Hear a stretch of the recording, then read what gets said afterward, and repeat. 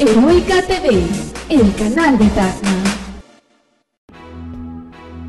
Pater noster, pie sinceri, sanctificetur nomen tuum, adveniat regnum tuum. Mis hermanos y hermanas, amigos todos en el Señor, bienvenidos sean a este programa semanal, La Palabra del Pastor. Nos volvemos a encontrar con alegría para meditar juntos la palabra que corresponde a este domingo de la 14ª semana del tiempo ordinario. Seguimos de la mano del tercer evangelista. En este ciclo del año 2016, las lecturas evangélicas de cada domingo corresponden a el tercer evangelio. Por eso, en esta oportunidad, se nos abre el mensaje, la oportunidad de meditar, de considerar la enseñanza de Jesús que nos ha dejado el evangelista Lucas. En esta oportunidad Él nos cuenta, nos relata lo que Jesús hizo con 72 hombres. Les mandó a evangelizar de parte suya. Vamos a leer este texto evangélico que corresponde al capítulo 10 del tercer evangelio. En aquel tiempo designó el Señor otros 72 y los envió por delante de 2 en 2 a todos los pueblos y lugares donde pensaba ir él. Y les decía: la cosecha es abundante y los obreros son pocos. Rueguen pues al dueño de la mies para que mande obreros a recoger la cosecha. Pónganse en camino. Miren que yo los envío como corderos en medio de lobos. No lleven ni alforja ni sandalias, y no se detengan a saludar a nadie por el camino. Cuando entren en casa, digan primero: paz a esta casa. Y si ahí hay gente de paz, descansará sobre ellos la paz. Si no, volverá a ustedes. Quédense en la misma casa, coman y beban de lo que tengan, porque el obrero merece su salario. No anden cambiando de casa. Si entran en un pueblo y los reciben bien, coman lo que les pongan, curen a los enfermos que haya y digan: está cerca de ustedes el reino de Dios. Cuando entren en un pueblo y no lo reciban, salgan a la plaza y digan: hasta el polvo de esta ciudad que se nos ha pegado a los pies, lo sacudimos sobre ustedes. De todos modos sepan que está cerca el reino de Dios. Yo les digo que aquel día será más llevadero para Sodoma que para esa ciudad. Los 72 volvieron muy contentos y le dijeron: Señor, hasta los demonios se nos someten en tu nombre. Él les contestó: he visto a Satanás caer del cielo como un rayo. Pero miren, les he dado potestad para pisotear serpientes y escorpiones y para dominar todo poder del enemigo, y nada les hará daño alguno. Sin embargo, no estén alegres porque se les someten los espíritus. Alégrense más bien de que sus nombres están inscritos en los cielos. Palabra del Señor. El Señor, dice San Lucas, que designó a otros 72 y los envió delante de él a los pueblos donde él iba a ir a evangelizar. Ellos tienen que preceder a su Señor, tienen que preparar el camino. Pero aquí hay detalles muy importantes, y yo quisiera destacar para poder entender mejor esta página evangélica. La palabra envió a otros, ¿A quiénes había enviado antes? Había enviado Jesús a los 12. Y los números 12 y 72 en la Biblia tiene un sentido de universalidad y de perfección. Por lo tanto, los 12 discípulos y los otros 72 discípulos hacen o expresan la idea de que todos están llamados a ser los discípulos del Señor, con la condición de que primero estén con Él. Tanto los 12 como los 72 compartían la vida de Jesús. Estaban con Él, comían, caminaban, eran testigos de los milagros que hacía, de las enseñanzas, tanto en el lago, a orilla del lago, como cuando llegaba a cada ciudad y entraba a la sinagoga. Este grupo, vamos a llamarlo así, de misioneros, han tenido en primer lugar la escuela y la experiencia de Jesús. Y aquí está el primer punto que podemos nosotros sacar. En primer lugar, al misionero se le pide que tenga la experiencia de Jesús. En pocas palabras, que conozca a su maestro, que lo trate, que verdaderamente tenga una amistad profunda con él para luego ser misionero. En segundo lugar, al misionero se le envía. Él no toma la iniciativa.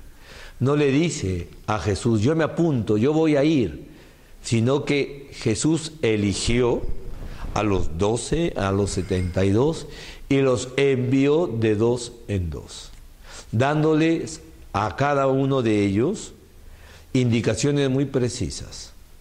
Por lo tanto, ¿qué significa la evangelización? ¿Qué significa ser un cristiano que evangeliza? Significa un creyente, un bautizado, sea sacerdote o laico, en sus distintas modalidades de estado de vida, tiene que asumir esa realidad que está inscrita en su condición de cristiano, dar a conocer a su maestro, hablar del cristianismo, hablar de Cristo. Pero podríamos decir que hoy en día no está de moda ser cristiano. Pero uno se pregunta, ¿y cuándo ha sido algo así, digamos, como estar de moda? Ser cristiano en nuestro siglo XXI cuesta, y mucho más si tenemos este encargo de evangelizar y de hablar de lo que nosotros hemos recibido de Cristo. ¿Y qué hemos recibido de Cristo? Sus enseñanzas. ¿Y dónde se encuentran estas enseñanzas? En su vida y en su palabra. ¿Y esta palabra dónde la encontramos? En la Sagrada Escritura. En concreto, en los Evangelios, en el Nuevo Testamento, y en la manera como la Iglesia, a través de su magisterio, el Papa y los obispos, con los sacerdotes, cercanos colaboradores a los pastores, enseñan y predican.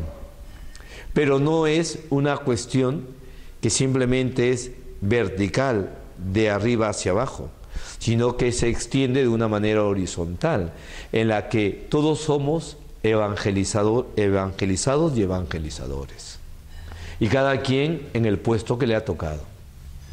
Y es ahí donde uno puede experimentar que estas indicaciones que el Señor da a continuación, cuando les dice: no lleven bolsa, ni alforja, ni sandalias, no se detengan a saludar a nadie por el camino, cuando entren en una casa digan primero: deseen la paz.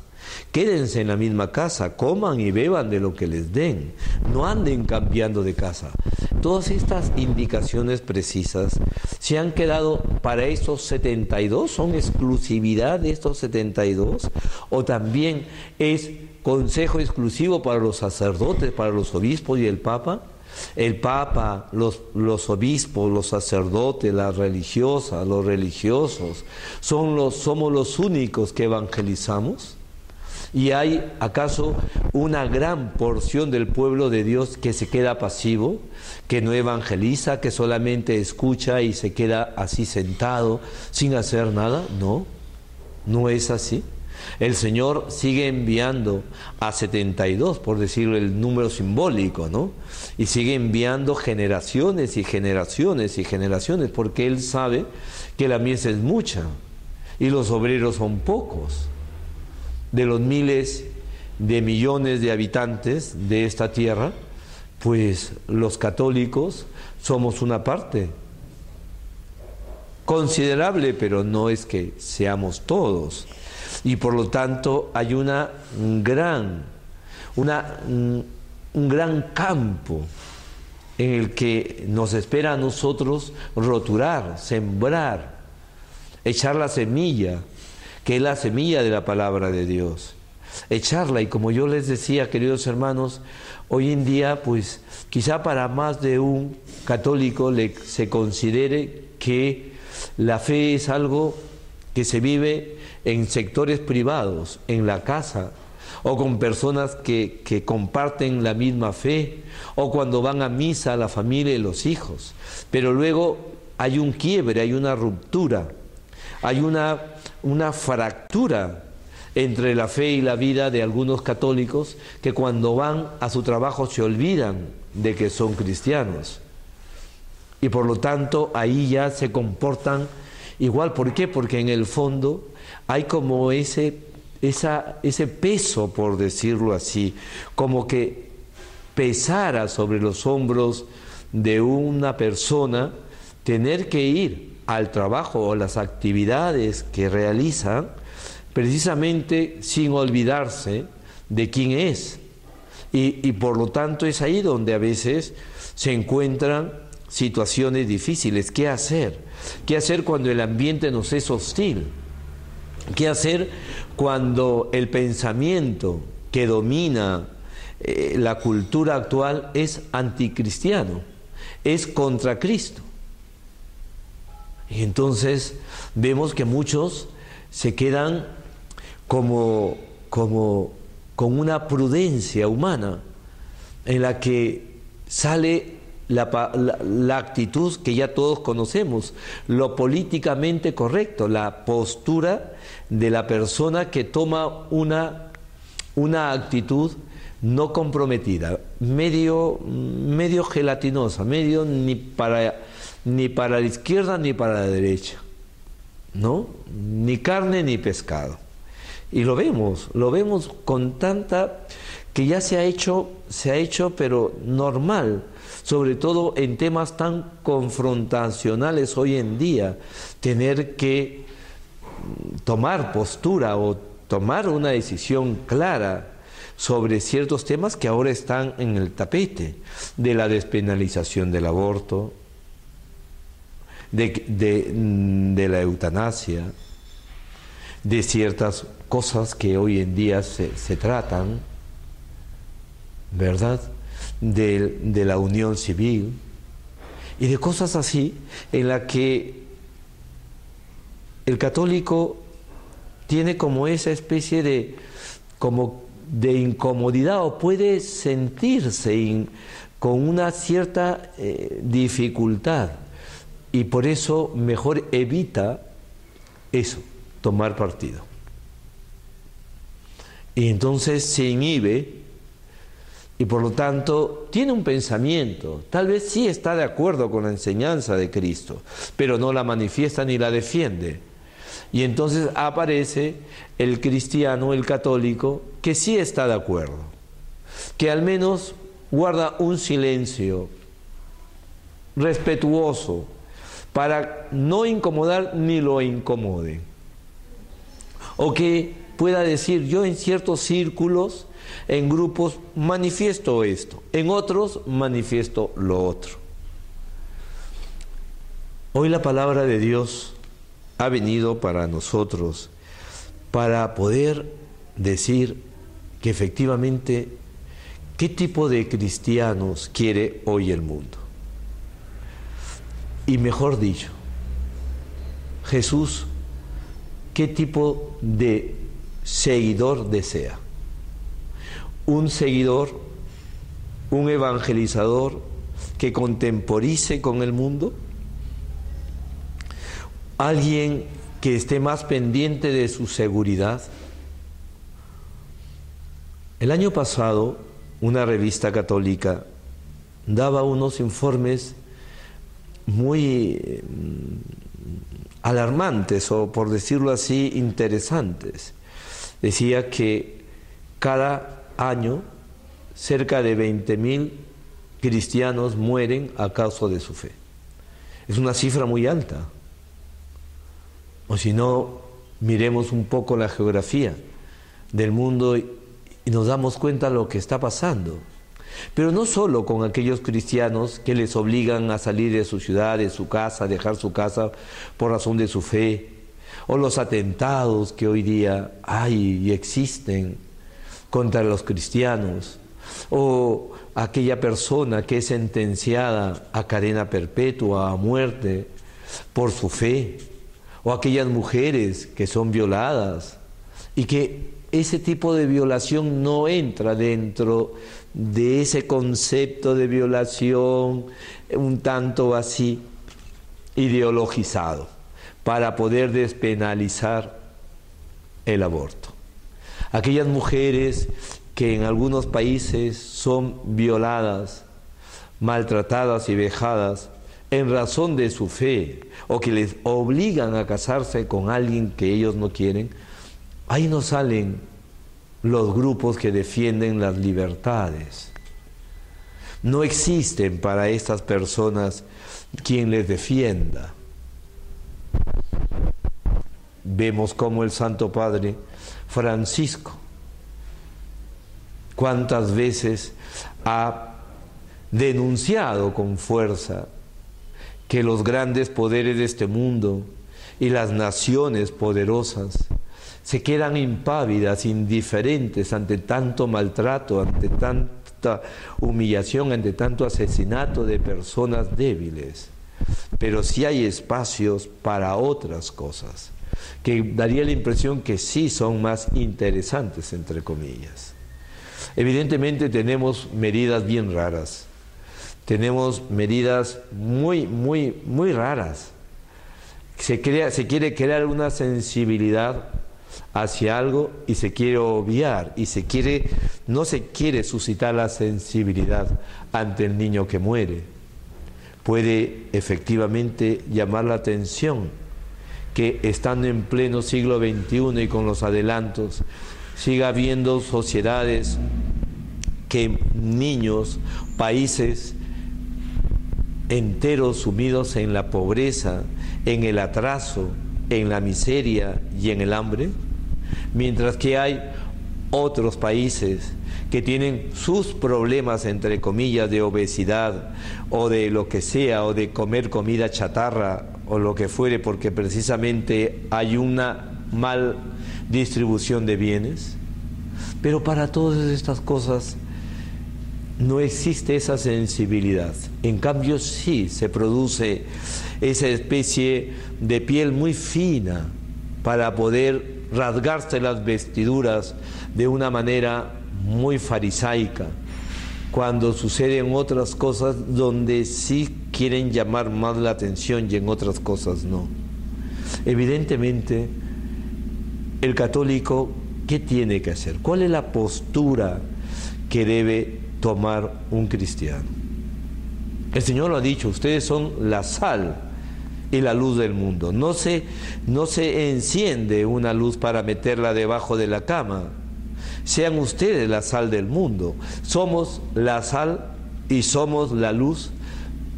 Pregúntate, querido hermano, disculpa que me meta un poco contigo tan directamente, Pero ¿no te parece que a veces somos un tanto así, medios falsos? Disculpa que lo diga así, pero creo que es bueno decirlo. Y me lo digo también a mí. ¿Cuántas veces podemos o yo puedo caer en esa tentación cuando me hacen una pregunta? ¿Y usted qué piensa? ¿Y usted qué dice? ¿Y usted qué habla? ¿Y usted como obispo está de acuerdo? ¿No está de acuerdo? ¿Qué ha dicho fulano y tal? ¿Y usted qué dice de esto, del otro? Y claro, lo fácil sería dar una respuesta tan desabrida, tan insípida, tan para salir del paso. Podemos ser especialistas de salir del paso. Podemos ser personas que con facilidad encontremos esa salida de emergencia, por la puerta de emergencia, como cuando a veces salen ciertas autoridades que no quieren dar a cara a los periodistas y salen por la puerta de escape rápidamente al carro y se van a su casa. ¿Será que también nosotros tenemos que ser así? ¿Será que también nosotros tenemos que dejar nuestra presencia allí en interrogante? ¿Dónde están los cristianos? ¿Dónde están los católicos en la vida, en la política? ¿En dónde están los cristianos en la cultura? ¿Dónde se encuentran los católicos? ¿Encerraditos? Como hace mucho frío, están calentándose ahí en su casita. ¿Dónde están los cristianos? No se les ve por las calles. ¿Dónde están? ¿Dónde nos encontramos? Aceptamos todo porque decimos, bueno, las cosas han cambiado, las cosas no son iguales.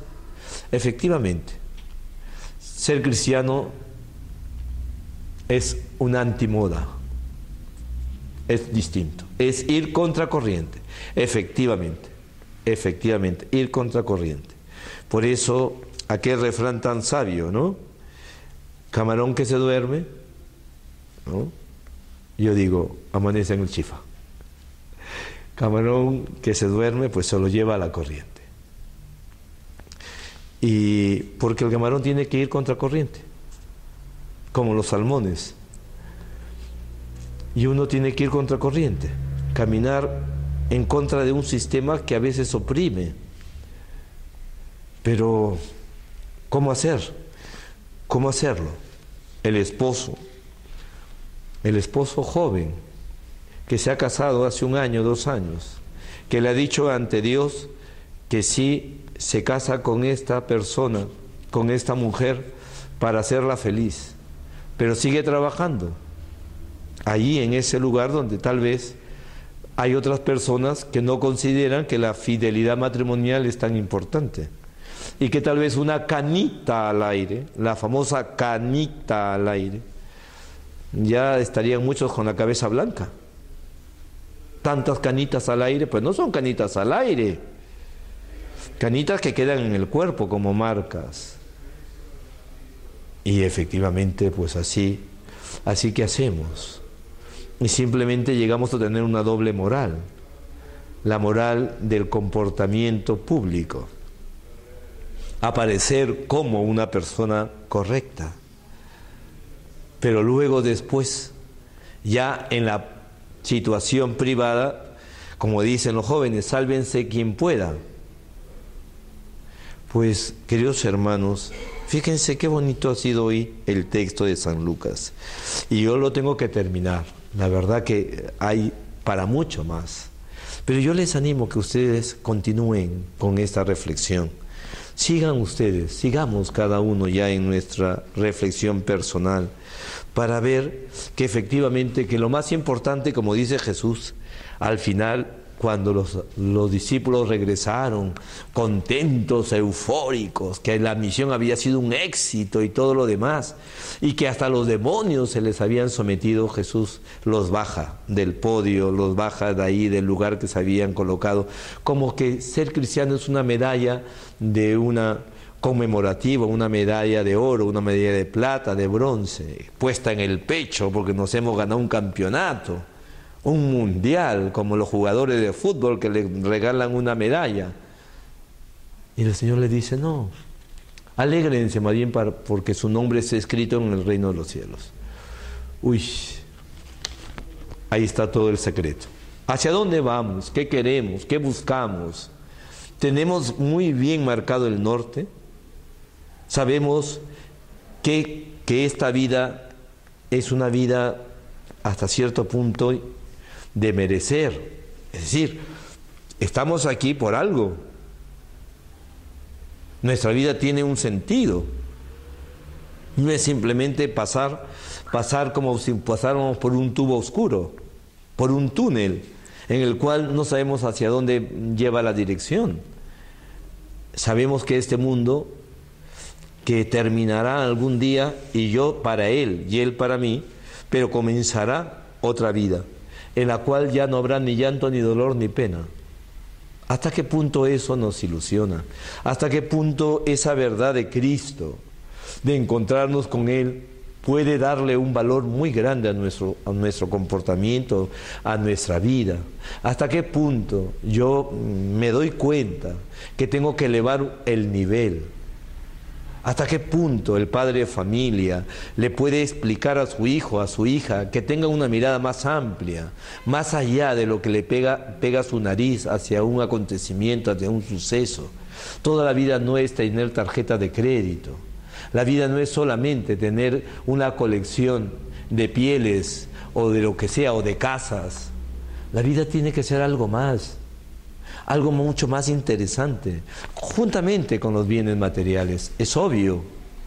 Pero si Dios no está en nuestra vida, ¿qué podríamos nosotros hacer? ¿No les parece? ¿Para qué tanto esfuerzo si al final nos quedamos sin lo esencial? Vamos a pedirle al Señor que nos ayude mucho, que nos dé la fortaleza de seguir adelante y de seguir siendo misioneros, cada uno en el lugar que le ha tocado. Dios me los bendiga a todos. Agradezco, quiero terminar agradeciendo por la participación tan numerosa de la Marcha por la Vida. Más de 32,000 personas hemos marchado en ese día, y qué bueno y qué interesante es que hayamos podido expresar también nuestro parecer respecto al don que Dios nos ha regalado, la vida. Y la bendición de Dios Todopoderoso, Padre, Hijo y Espíritu Santo, descienda sobre ustedes y permanezca para siempre. Dios me los acompañe en esta semana que viene, y Santa María también. Pater noster, pies in celi, sanctificetur nomen tuum, adveniat regnum tuum, fiat voluntas tuum.